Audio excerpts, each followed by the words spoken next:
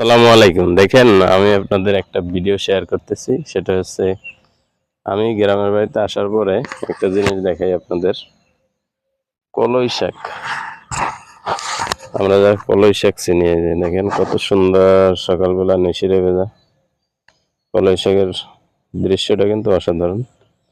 পাশেই আবার এখানে এরকম হচ্ছে তিল। কলই শাক সাধারণত আমরা শহরে আমি আজকে প্রায় অনেক বছর ধরে শহরে থাকা পরে তো পাওয়া যায় না। তো কলাই শাক আসছি, ছোয়া হয়েছে। ছোয়া যাকে আমরা এখানে আপনাদের অঞ্চলে কি বলে এটাকে জানি না। যদি জানার থাকে অবশ্যই কমেন্টে আসবেন।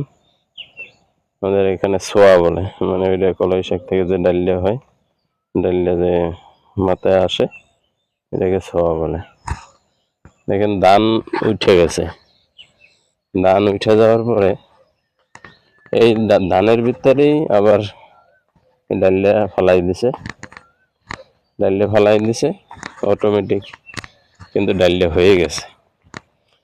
ডাইলের সাইডে আবার যারা ডাইল না চালায় ফালাইব যারা, এটা কলই শাকের এই ডাইলটা হয়। কিন্তু আপনি যদি মুগ ডাল রাখেন তবে কিন্তু এরকম চাষ করে আবার নতুন করে লাগাতে হবে। ধানের ভিতরে আবার যে কলই শাক দিছে এটার প্রমাণ হচ্ছে ওই যে ওই দেখেন ধানের, আমরা বরিশালে এটাকে নাড়া বলে, অনেক জায়গায় খের বলে, অনেক জায়গায় জ্বালা বলে। যাই হোক, এটা যে রয়েছে এটার কাটাও ভাঙে। এটার ভিতর দিয়ে আবার এই যে কলই শাক, কলই ডাল ফেলাই দিছে। আর দেখেন পাশে দেখাই, পাশে দেখেন এই যে মরিচ। কৃষক তার কৃষক তার ফসল কত বাইলে যে কত ধরনের পরিশ্রম করে সামনে আগায়, এটার প্রমাণ দেখেন কতটা পরিশ্রম করে। ধান লাগায়, কলই শাক, মরিচ গাছ, ডাইল, অ্যাঙ্কর, পাশাপাশি আপনার লাউ, কুমড়া, মানে যখন যেটা সুবিধা হয় সেটাই লাগায়। সকালবেলার ভিডিও তো সেজন্য দেখেন সূর্য মামা উঁকি দিছে, রোদ ধরছে। দুই একজন আসছে মাঠে, দুই একজন আসছে তাদের ধান দেখার জন্য।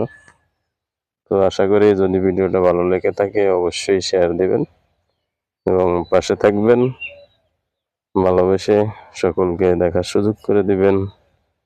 পাশাপাশি আপনার অঞ্চলের ভিডিওগুলান এরকমের তুলে ধরবেন, যাতে ভবিষ্যতে আমরাও আপনার ভিডিওগুলো দেখতে পারি। গ্রামীণ